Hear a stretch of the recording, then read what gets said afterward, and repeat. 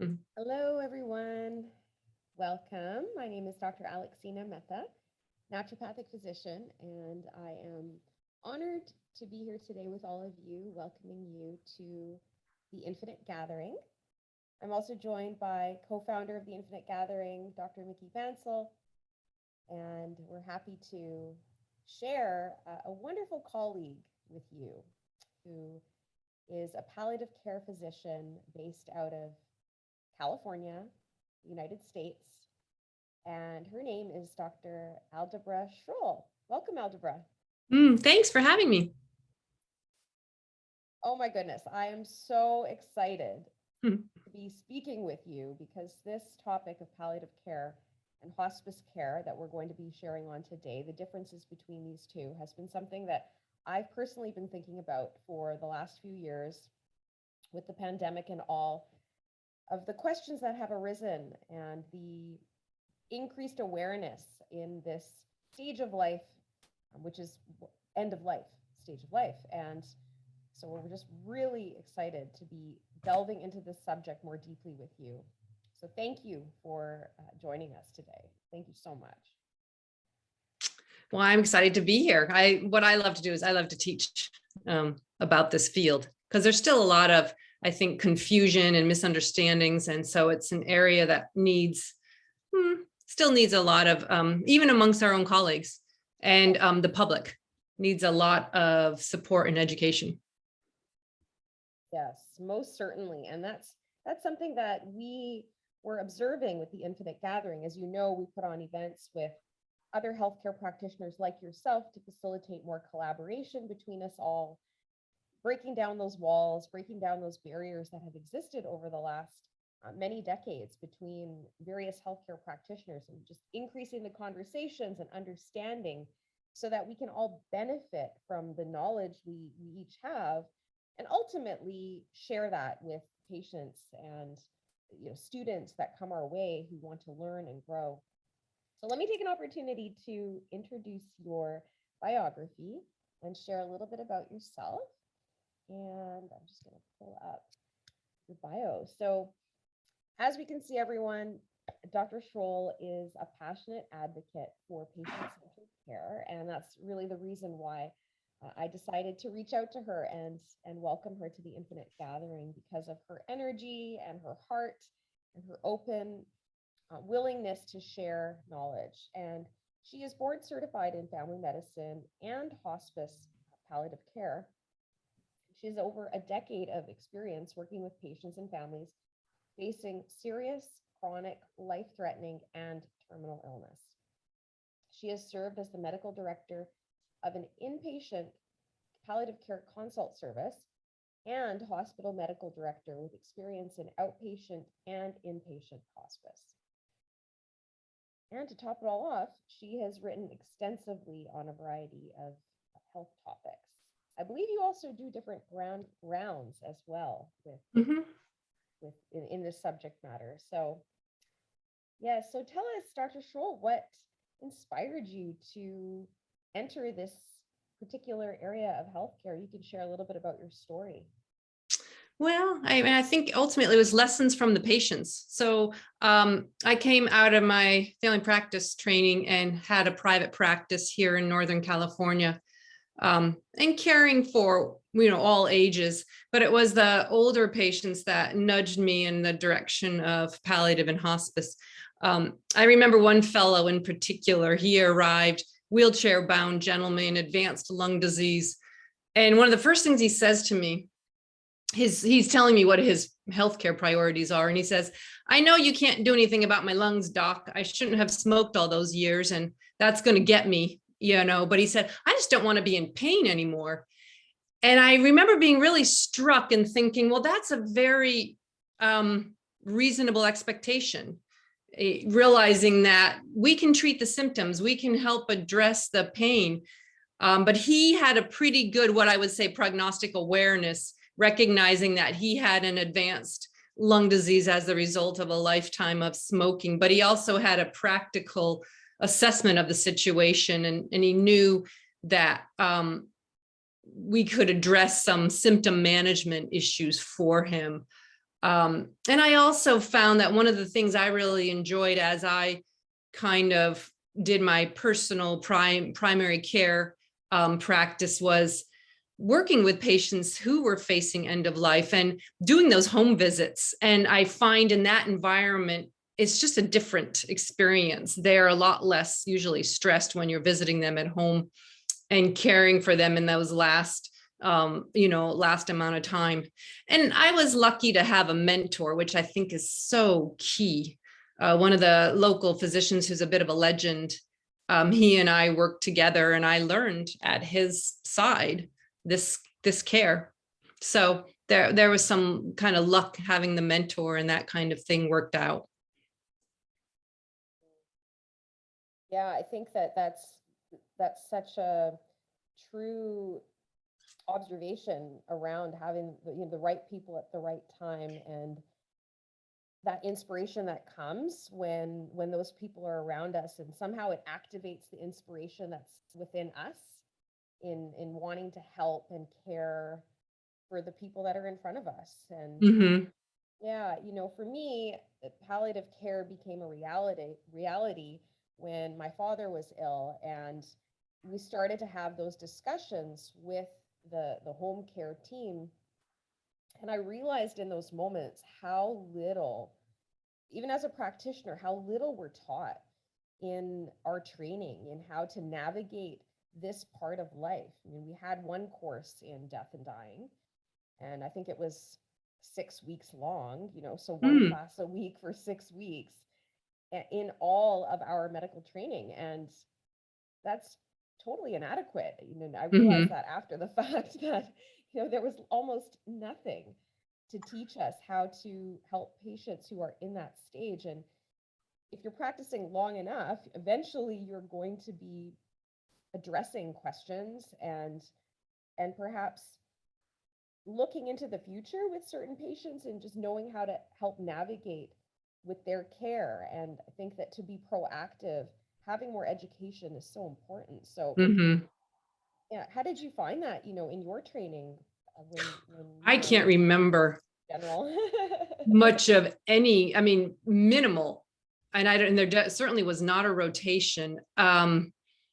We did have in my family practice residency, we had a gentleman who did oversee some nursing homes, but even that care we weren't using a lot of terms like palliative.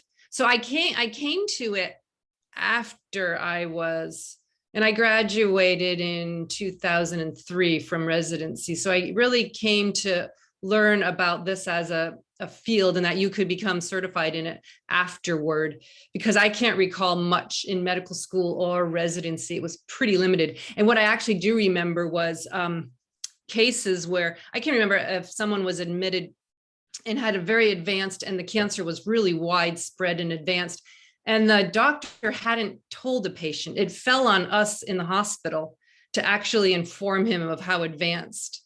I don't think he came out of that hospitalization, if I remember correctly. But what I do remember was like the person who knew him and had that long-standing relationship, they didn't have that conversation, and the residents in the hospital ended up kind of having to navigate that. And it was pretty eye-opening. But I also understand today that when we have a long-standing relationship with patients, we tend to overestimate their prognosis. And I think some of that is just our natural hopefulness. We care about these people. Maybe we don't want to see certain things. And we tend to overestimate how long they have, and then think that we can have that conversation. Oh, we can have that conversation later. I don't have to have that conversation yet. Yeah, I think it's very true. We want to spend as much time as we can with people. It seems like a natural Mm-hmm. result of life, just how incredible living is, Yeah. and that phase of having to let people go, and it brings up a lot. I think there's a lot there that really needs more awareness and education, and hence the reason why we're speaking with you today. Well, maybe you can tell us a little bit about the differences between palliative care and hospice care. So palliative care is very broad. Palliative care is care for people with serious illness. So big kind of concept. I think of palliative care as really the ultimate in-person centered care. So our goal is to help relieve the stress of illness, to help communicate with people and make sure that we are providing the service and the care that meets their needs. There's this concept in palliative care. A recent editorial came out talking about what we call platinum care. So historically, we've talked about the golden rule. The golden rule is do unto others as you would want. The platinum rule is do unto others as they want, which means we must have conversations to understand what are their priorities for their care. How do they want to spend their time? Are there any limits to what would be okay in the care? And these are the kind of things that I explore with patients. So we're talking about managing symptoms of chronic illness. We're talking about improving quality of life. I think of the unit of care as the family. Serious and chronic illness impacts the whole family. So that might be the person who is transporting the patient back and forth to the appointments, helping navigate. Maybe they're the care partner when the patient is in the hospital. I mean, one of the things I've observed with my own parents is you have got to have an advocate and someone who can help translate, because it's overwhelming for people when they are hospitalized. So the unit of care, is this whole concept of multiple people are usually involved. Roles might change in the family. So if this is the patriarch who no longer is going to be the breadwinner, that's changing the dynamic for the family. But palliative care is not limited to people who have a terminal diagnosis. So what I mean by that is, for example, my younger patients are often people who've had some kind of trauma. Maybe they've had a head trauma. Maybe they have had an accident, an injury. Maybe they've been paralyzed. They've had a life-changing experience and now are going to be living a very different quality of life. So we help them navigate. Unfortunately, one of the root causes sometimes is actually gunshot wounds. So I've had patients who have been paralyzed. They've had major head trauma as a result of that. Those are the kind of things that we're helping people navigate. Hospice care requires a terminal diagnosis. So hospice care is a Medicare benefit here in the States. They have to have an estimated, and again, this is kind of rough, estimate of about 6 months to qualify for hospice care. So hospice is palliative care for people who've been given a terminal diagnosis. So maybe that is an advanced cancer, maybe that they've had a stroke, any number of things that have eventually become terminal. So I think the key thing is that, and one of the challenges is that palliative care is not limited to people with a terminal diagnosis. And my experience has been that a lot of our colleagues wait to consult us until they have a case that the patient is terminal. And so we're still trying to translate that. The recommendations from these professional societies, for example, is patients with congestive heart failure, patients before they go on dialysis should have a palliative consult. Patients, anyone who has a new and metastatic cancer. Now they may opt for a treatment and some folks could have years. I mean, some of these cancers we treat kind of like chronic illness, chronic disease. Maybe they are on some management for some long, period of time. Subspecialties I've talked to physicians and their subspecialty is bone marrow transplant. So people can have even subspecialized within this arena. So some of our patients are seeking cures. I've transferred people down to transplant center. So they might be a candidate for liver, kidney, lung transplants. So there's a wide variety of people that we see and care for. And in your experience, so you've worked in both aspects, is that? Mm-hmm. I started interestingly in hospice. So I did some community hospice care, which is mostly home-centered. One of the challenges in hospice is that it usually involves people staying home and then the family provides that 24/7 and the hospice team can come in and support, educate. But the day-to-day care is usually, and that's a lot of work. I mean, I'm not going to sugarcoat that. That is a lot of work. And so the challenge comes when families really maybe don't have someone who can be there. I mean, they might be working, or you might have two elderly people and that spouse isn't going to be able to provide the level of care that a hospice patient might need. So the family needs to kind of come together. And then I've also worked in the environment of inpatient hospice care. So in a dedicated hospice house. Those tend to be centered more. I was commuting to Denver at one time. So they tend to be centered more in your city, in urban environments. So those services are limited. And then the other challenge with that is Medicare doesn't cover every day a patient is in the hospice house. Medicare covers the days when someone is having active and difficult symptom management. So as soon as we're successful and we have a patient who is comfortable, their pain's been managed, their nausea, vomiting are under control, whatever the situation is, that's not a billable day. So usually the family has to pick up that cost. And so that makes access to inpatient hospice limited. Sometimes people might end up in a nursing facility and they can get some hospice care in that environment. But again, we run into some billing challenges. Medicare does not cover hospice and nursing care at the same time. So if a person's in a nursing home, usually they need to have something else, like maybe Medicaid or some other payer source. So there's kind of little hitches in how we offer this care. And then the palliative role that I played was medical director of an inpatient palliative care program. So we were being consulted. It was a hospital, 200-bed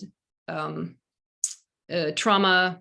We were a stroke center. We have oncology. So on any given day, I could be in almost any unit working with, and what I like about it is the variety of, you can see almost anything. And a lot of that is education. It was kind of going into a situation, interviewing patient family, finding out what is their understanding of the medical situation, because frequently even that is not maybe well understood. And so a lot of what we do is translate from, they've had some, and sometimes you have multiple specialists. Maybe someone is ill and they have, they're in renal failure, and then they have a trauma doctor and they have multiple people involved in the care. So a lot of that role is about translating. And then it's about understanding, who is this patient? How do they define quality of life? What are those limits? How far is too far? And exploring those kind of discussions. And so what I found was, it was kind of going a little bit upstream, because by the time people are enrolled in hospice, a lot of the hard conversations were already had. And in my work in the hospital, we were a little upstream in trying to navigate sometimes some very difficult medical circumstances and some difficult conversations. And as a practitioner, how did you manage that within yourself? I can imagine that'd be very difficult at times. Well, I think there's a little bit of a philosophy. And I feel that a good death is the last gift we can give a loved one. And so I think some of it helps to kind of help folks and families I've seen families come together, people who've been estranged come together at that last month. And so sometimes there's some really special experiences that can happen. You get to know people, I think, in a different way when they're really facing these challenging circumstances. And I enjoy the stories that the patients, hearing their life stories and getting to know them at that level. So I think there are a lot of rewards that kind of come because we get to know folks in a way that I don't know that a lot of our colleagues necessarily do. So those are sort of powerful. The other thing is my mantra is, it's not about me. And I think it's easy for us in medicine to get very paternalistic, and we kind of enter a situation and, oh, we know what's best for them and this is what they should do. And I try to enter this and resist that urge. It's not about me. It's about this patient, finding out who they are. I might make recommendations and they may not take my recommendations, and I have to, it's not about me. You know, everyone, this is, everyone has their own path, and I try to support that and not, you know, take things too personally. I mean, sometimes one of the biggest challenges is sometimes the first response we get from people is hostility. And again, that's not about me. So I think a lot of it is you have to enter with a certain philosophy. Yeah, I think that there's a lot of emotions running high, you know, at end of life, all those unresolved issues throughout life. It sort of all comes to a head, and it's a very intense time period for people. And to meet that with, as you beautifully stated there, that you know, from a place of service, it's not about you, it's about just to serve and compassion, to be that source of compassion and care, to be a beacon of care, is the best thing that we can do in those moments. Yeah. I mean, it's an honor, really. I think ultimately this path it's an honor to, and I also feel that we are in the position to speak for a very vulnerable population, particularly in a medical industry that really is kind of centered around profit. And this is a vulnerable population, and I think it's incumbent upon us to bring those concerns to the surface and to talk about how important it is to care for people who are facing serious illness. Yeah, I certainly share that sentiment of what a huge honor it is to be present with someone in their last breath. I know for me personally, when I was with my dad, that was truly the greatest honor of my entire life. Mm-hmm. Was to sit beside him, and there's no words, you know, that it's so beyond you what's happening in the room, Yeah. that it's just there's nothing to say. It's just a feeling, an overwhelming feeling of gratitude to be able to share with that person in that transition. So I know it completely changed me on a very Mm-hmm. deep level, that experience. And I can imagine that being in that space on a regular basis would be very profound. It's very difficult to put into words what is actually happening. It's just it's almost like you just need to continue to take action in the right direction, which is what you've shared. Just to be there and to bring to the surface those vulnerabilities, and to keep moving that forward and helping those people, and also what they stand for. And you know, that we're all really in the same boat. None of Mm-hmm. us know what it's going to look like when it comes to our time. So really, by helping others, it's taking a stand for everybody. Mm-hmm. It's a lot of listening. I mean, being present and listening, and what I like to call reading the room, to really see where are people at. And the most common thing is that, you know, you might have a family and everybody's kind of in a different place of understanding and acceptance about what is going on. And so recognizing that and helping people at whatever place they're at.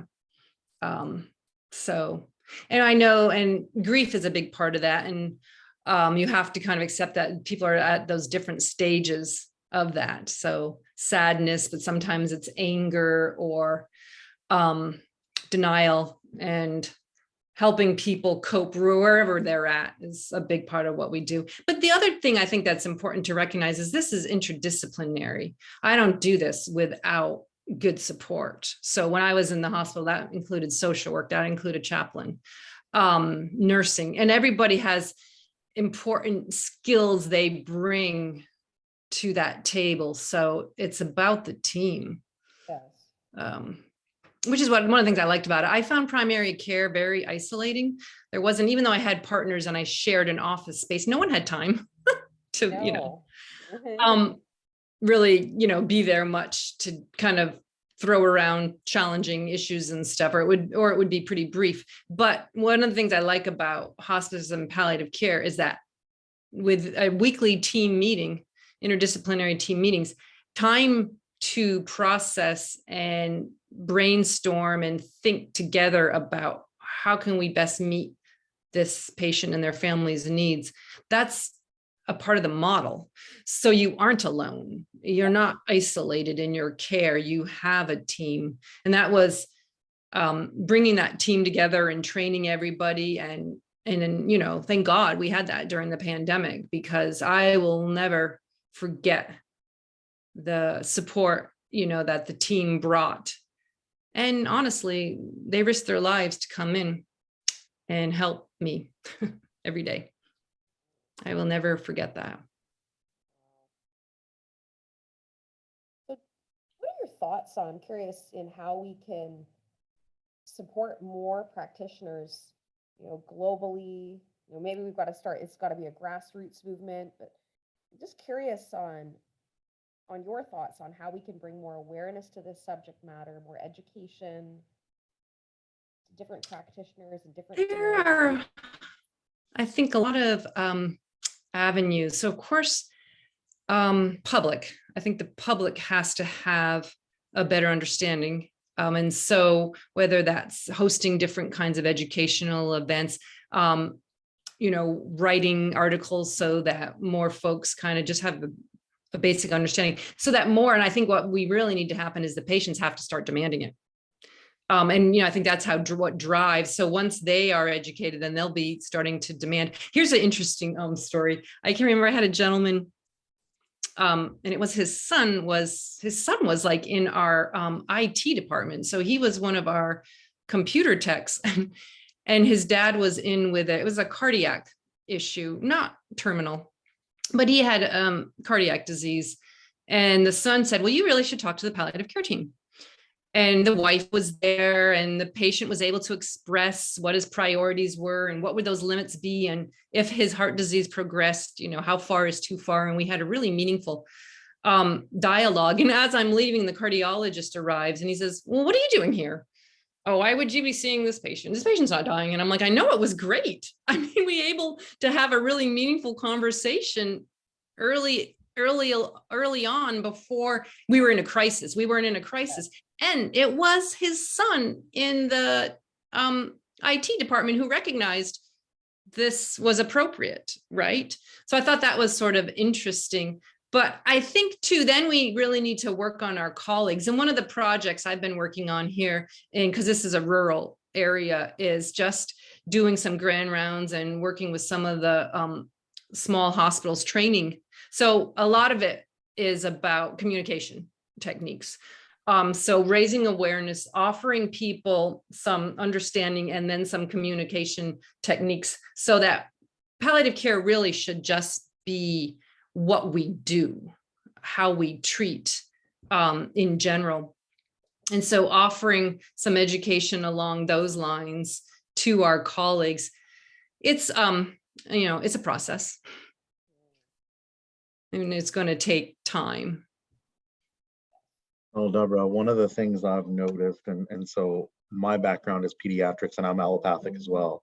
And so I noticed when Alexina had stated, 6 weeks of knowledge or teachings on death and dying, I heard you say, whoa. And I had the same reaction because I had zero, right? I don't remember much about that at all.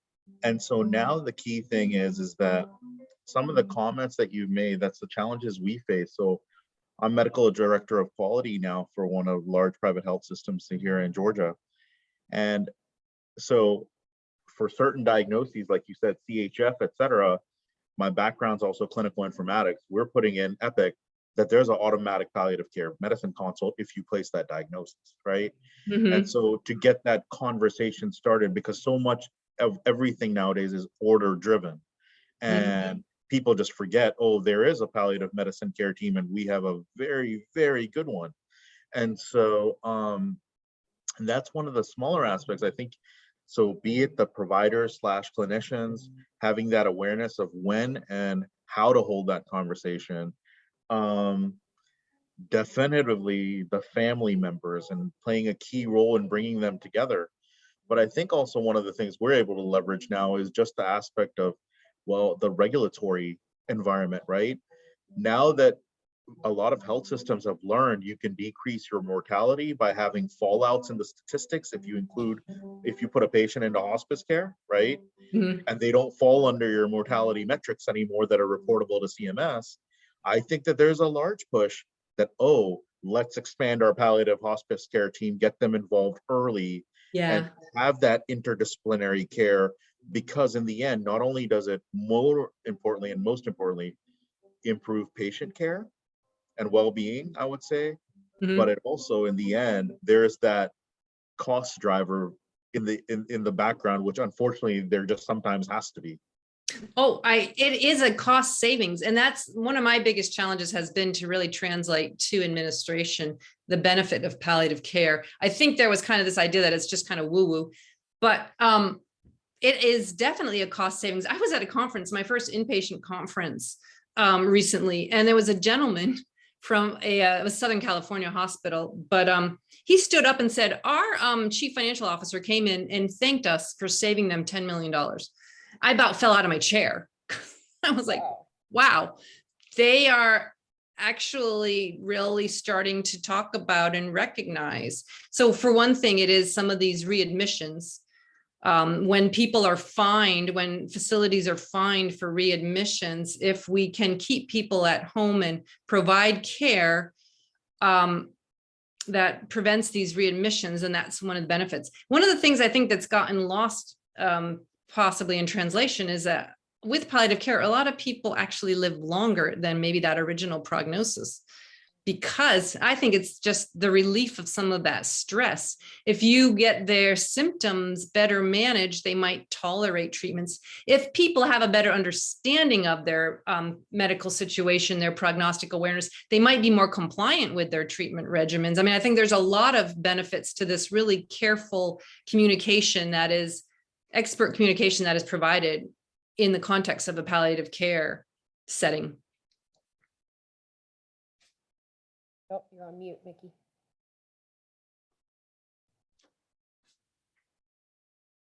No, thank you so much. Very insightful. We still have, we have our work cut out for us. I'm not naive about that. Yes. No, absolutely. I Yes. wholeheartedly agree, and it's been lovely. And one of my co-residents, the only person who I've actually ever known, and I finished residency in 2011, to actually join a pediatric palliative care fellowship. I didn't even know they existed for pediatrics. That's a It was phenomenal to see that. Mm-hmm. So I admire those people working in that arena, the pediatric palliative care, because that is a subspecialty. mhm, And again, limited more to your academic type absolutely of right. environments and settings. Yeah.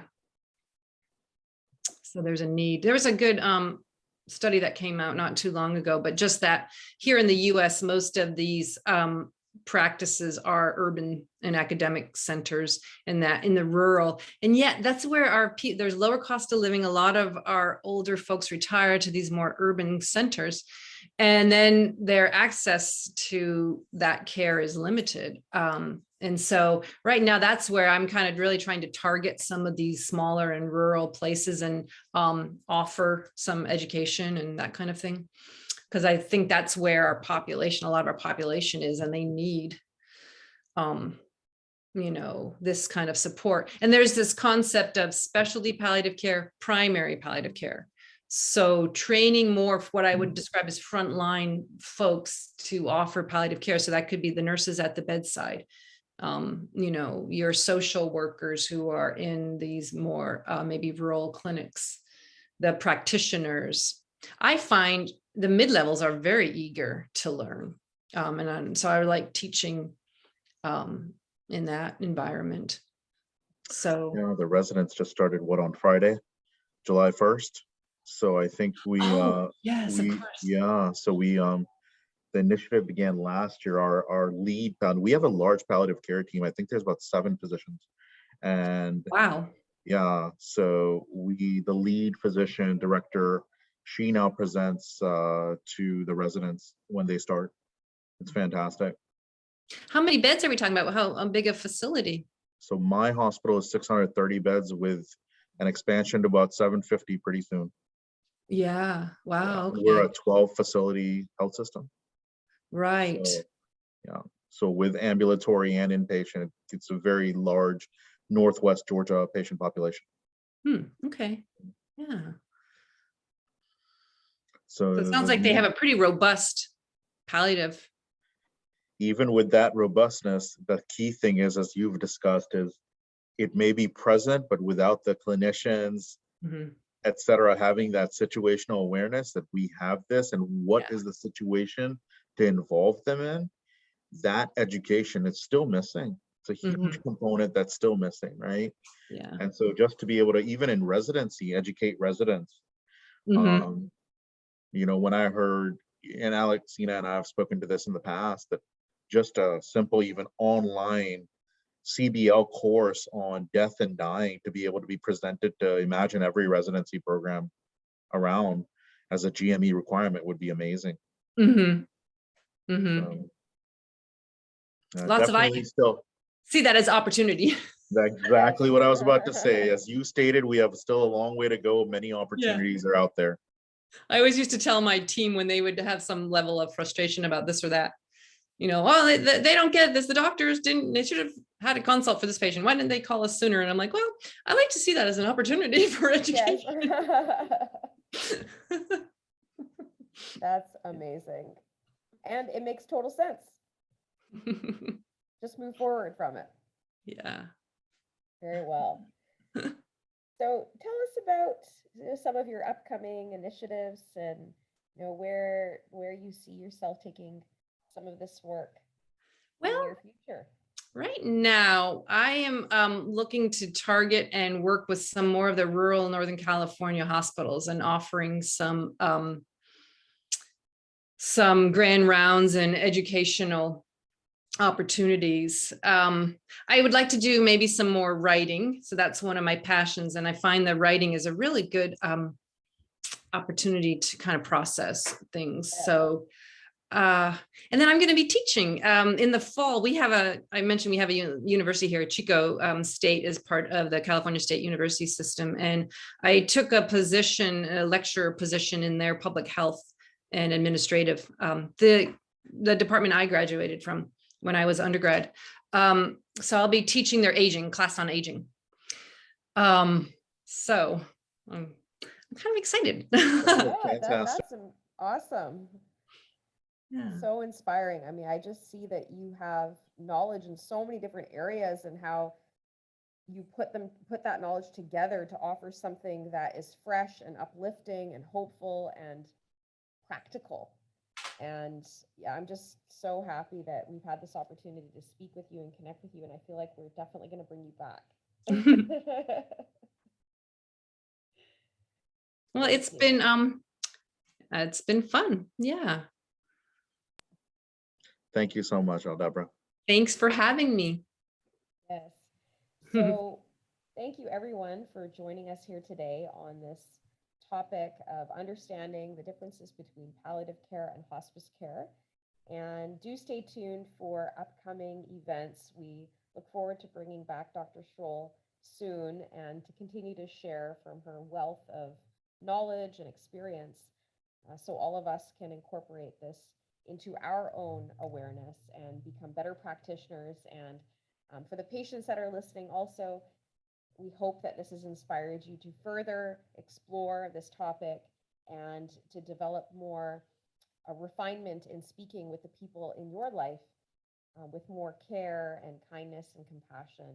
And just know that there are practitioners that are vouching for you and really want to see the best unfold in every way. So thank you so much, everyone. Thank you for joining us. And thank you again, Dr. Schroll. Okay. Hey, everyone.